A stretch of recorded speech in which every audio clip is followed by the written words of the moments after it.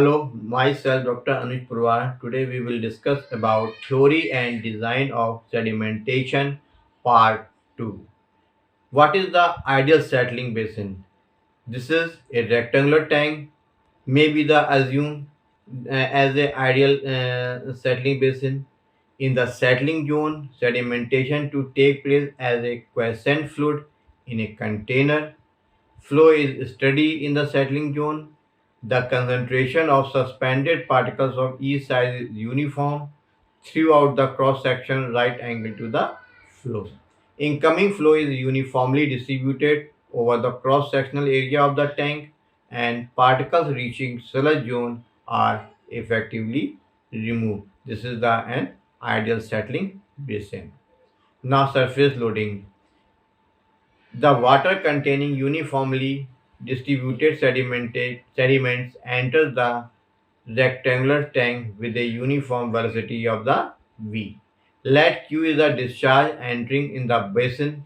So flow velocity in horizontal direction Vh is equal to Q divided by B into H, where B width of the basin and capital H is equal to depth of the water in the tank. So here the picture for the all the calculation. In this picture, in bottom there is a sludge zone, and for a particle moving in right direction, so there is the horizontal velocity component and vertical velocity component is described here, and the length of this sedimentation tank is the L, and total height is the capital H. So each discrete particle is moving with a horizontal velocity Vh and a downward velocity Vv. The resultant path is given by the vector sum of its flow velocity Vh and the settling velocity Vb. Assuming that all the particles whose path of travel are above the line AC will pass through the basin. From geometric considerations, it can be said that VH divided by the VB is equal to L upon the L divided by the H. So VB is equal to VHH divided by the L. So putting the value of VH here, so VB is equal to Q divided by the BH into H by L. So finally VB comes is equal to Q divided by the capital B divided and into capital L. This shows that all particles having a settling velocity equal to greater than Q divided by the BL will settle down and be removed, and hence no particles having a settling velocity more than or equal to Q by BL will remain suspended in the tank.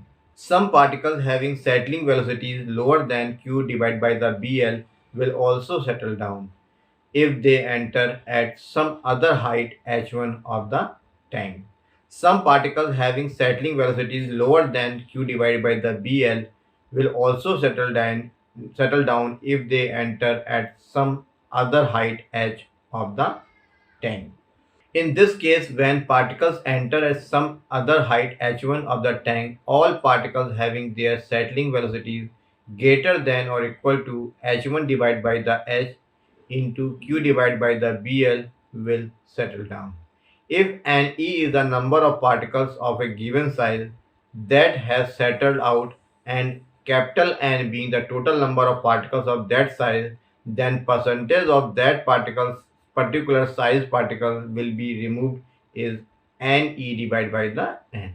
N is equal to the capital H1 divided by the capital H for an uniform distribution of the particle. If 75% of the particles of a particular size are proposed to be removed in settling tank, then the settling velocity of that size particles must be kept greater than or equal to the 75 divided by the 100 into Q divided by the BL. Q divided by the BL of that tank should be kept less than or equal to the 100 divided by the 75 into settling velocity of that size particle. Hence, it is inferred that quantity Q divided by the BL, the discharge per unit plan area, is a very important term for the design of continuous flow type settling tanks, and it is known as overflow rate or surface loading or critical settling velocity, or we can say this is the overflow velocity. Normal values of surface landing or overflow velocity ranges between 500 to 700 liters per hour per meter square of plan area for H plane sedimentation tanks and between 1000 to 1200 to 50 liters per hour per meter square of the plan area for coagulant added tanks. The smaller particles will also settle down if the overflow rate is reduced. For a given value of Q overflow, the rate can be reduced by increasing the plan area of the basin. Theoretically, depth does not has any effect on the efficiency of sediment removal. So here the example: calculate the surface area required in an ideal settling tank to ensure removal of all discrete particles with a settling velocity of 0.0028 meter per second from a flow of 550 meter cube per h divided by the h. 550 meter cube divided by the h. So solution: VB is equal to Q divided by the BL is equal to Q by A. So here A is equal to Q divided by the VB. Q is given 550 and VB, this is the 0.0028 into 60 into 60, because here the mention flow mentioned in the meter cube per hour, so converted into the second. So area comes is equal to 54.46 meter square.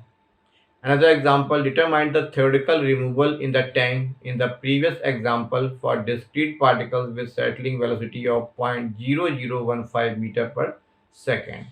So removal of particle with settling velocity less than the critical velocity is given by VB divided by the V. So percentage removal is equal to 0.0015 divided by the 0.0028. So answer comes 53.57%. Here the another example. Following is a result from a settling column test on a suspension of discrete particles. The collection depth was 1.4 meter. So here the sampling time is given in minutes and the percentage of initial suspended solid in sample. So determine the theoretical removal of suspended solids from this suspension in a vertical flow tank with a surface overflow rate of the 205 millimeter per day. So here the solution: convert the sampling time and depth of the collection in velocities with which the solids in each sample have not exceeded. So the data has been plotted as in figure, which shows that the percentage of suspended solids with the settling velocity less than or equal to the specified settling velocity, the overflow rate of 205 milligram per day, then answer is equal to the 2.37 into 10 to power 3 meter per second. From figure, we can see 49% of the suspended solids have a settling velocity of greater than 2.37 into 10 to power minus 3 meter per second, and then it can be the removed. So here's the picture of the settling characteristics curve. This is versus the settling velocity in meter per second in versus the percentage SS. Design criteria: while designing a sedimentation tank, following guidelines should be observed for its satisfactory performance. First, velocity of the flow, not greater than 30 centimeter per minute for horizontal flow tank. Tank dimension: the L ratio B should be the 3 ratio 5.1. If L divided by the B is more, chance of short circuiting is less. Generally length provided is 30 meter, and in extreme case it may be taken as 100 meter. Breadth 6 meter to 10 meter. For circular tank, diameter is not greater than the 60 meter. Common size is 20 meter and 40 meter. More diameter may invite spatial structural arrangement. Depth 2.5 meter to the 5 meter. 3 may be the common. Detention period for plain sedimentation 3 hours to the 4 hours, and for coagulated sedimentation this is the 2 hours to the 2.5 hours. Surface loading or overflow rate or surface overflow rate. So for plain sedimentation for normal water 12,000 to 18,000 liter per day per meter square tank area, and for thoroughly feculent water 24 to 30,000 liter per day per meter square of tank area.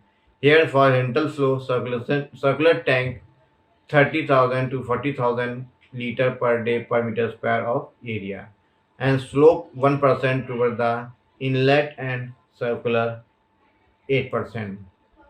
Here the example, the average daily demand as the town has been estimated as 8 million liters per day. Design a suitable sedimentation tank assuming a detention period of 5 hours and velocity of flow as 22 centimeter per minute. So average daily demand 8 million liter, maximum daily demand 1.8 into 8. Then answer comes 14.4 into 10 to the power 6 liter. Quantity of water to be treated during the detention period of 5 hours. Then 14.4 into 10 to the power 6 divided 24 into 5. So answer comes 3000 cubic meter. So capacity of the tank is the 3000 cubic meter. Velocity of the flow to be maintained throughout the tank 22 centimeter per second. The length of tank required is equal to velocity of the flow into detention period. So it comes at 66 meter. Cross sectional area of the tank required. Capacity of the tank divided by the length of the tank. So this is the 3000 divided 66 is equal to 45.45 meter square. Assuming water depth in the tank as 4 meter, the depth of the tank is equal to 45.5 by 4 is equal to 11.37. We can say the 11.5. Hence, size of the tank is equal to 66 meter into 11.5 meter into 4 meter. Here the another example of the based on the circular and sedimentation tank. A circular sedimentation tank fitted with the mechanical sludge removal unit is to be treated 4 million liters of water per day. The detention period of the tank is 5 hours. If depth of the tank is to be restricted to 3 meters, then calculate the diameter of the tank. So quantity of raw water to be treated per day 4 million liter is equal to 4 into 10 power 6 liter. Quantity of raw water to be treated during the detention period. So capacity is equal to the after calculation comes the 833 cubic meter. The capacity of the circular tank of depth h and diameter d is given by volume is equal to d square into 0.11 d plus 0.785 h. So value comes h is equal to 3 meter. Here h is equal to 3 meter. So put this value on solving, we get the d is equal to 18.05 meter. Another example, design a sedimentation tank rectangular in shape to treat 2 million liters of raw water with detention period of 2 hours and overflow rate less than 45,000 liters per day per unit surface area. The water contains 700 milligram per liter of suspended solids, 35% of which are settled. Calculate the volume of sludge storage of 1 month cleaning period. So here the solution, detention is equal to volume divided by the discharge. So volume is equal to detention period into discharge. Answer comes 166.66 meter cube. Now assume the depth is 3 meter, then surface area is equal to 55.55 meter square. So here we provided the two units, suppose each of having a 27.7 meter square each. So L and B ratio is 3:1. So B comes the 3 meter. Then L is equal to 9 meter. So Q divided by surface area is equal to 10 power 6 divided by 37.78 is equal to 35997.121 divided by the D divided by meter square, which is less than the 45,000 liter per day per meter square. Hence, satisfying the requirement, the water contains 700 milligram per liter of the suspended solid. Total suspended solid per tank is the 700 into 10 power 6. Hence, quantity of the settlable suspended solid is equal to, this is the 30, suppose we are taking the 35% as settable. So value comes the 0.35 into 700 into 10 power 6 milligram per day. Suppose cleaning period is the 1 month or 30 days. For 30 days, the quantity of settable solids per week per tank is equal to 7350 kilogram. Volume of sludge storage per tank. This value comes the 7350 divided by 1000 is equal to 7.5 millimeter cube.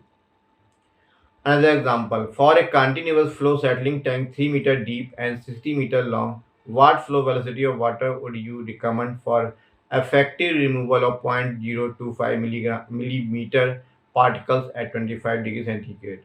The specific gravity of particles is 2.65 and the kinematic viscosity of water may be taken as the 0.01 centimeter square per second. So here the solution. So settling velocity V is equal to G d square divided by 18V into Gs minus 1. Putting all the values here, answer comes 0.562 centimeter per second. Now from the equation Vh divided by Vb is equal to L divided by the H. So water depth is given is equal to H is equal to 3 minus zero point 0.6. So this is 2.4 meter. VH is equal to 1.405 centimeter per second. Therefore, to ensure effective removal of particles up to 0.025 mm, the flow velocity in the settling tank should not be more than 1.405 centimeter per second. Now, decrease in efficiency of sedimentation.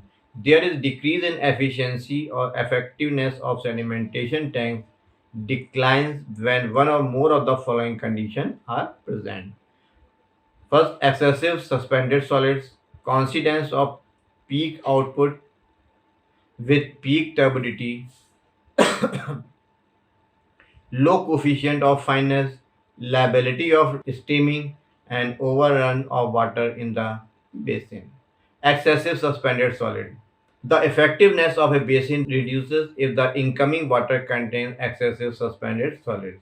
The maximum suspended solid that an upward flow basin can normally take in its stride is about 900 mg per liter. Horizontal flow basins, however, withstand more than vertical flow basins. However, they should not be exposed to suspended solid frequently more than 1000 mg per liter. Coincidence of peak demand with flood discharge. If this seasonal peak coincides with maximum suspended solids in the river, it imposes very strenuous conditions because the treatment plant is severely loaded at the time when maximum output has to be maintained.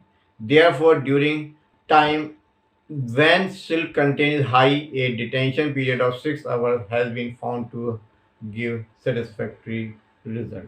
Low coefficient fineness. The coefficient of fineness is the ratio between the dry silt by weight and the turbidity reading in JTU, both measured under flood conditions. Water where the coefficient of fineness is above unity settle more readily than those whose coefficient is less than unity. Basin capacity may be divided by the coefficient of fineness to adjust the nominal retention time. Steaming.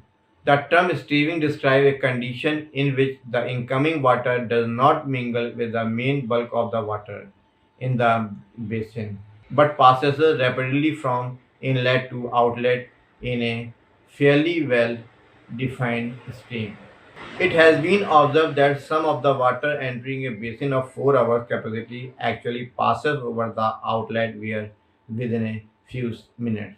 When it happens, the theory of settlement is inapplicable, leading to unsatisfactory or incomplete sedimentation.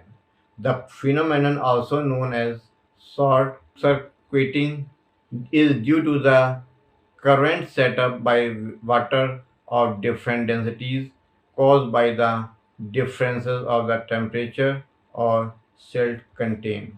Overturn. In hot countries, vertical flow basins suffer from daily overturn phenomenon.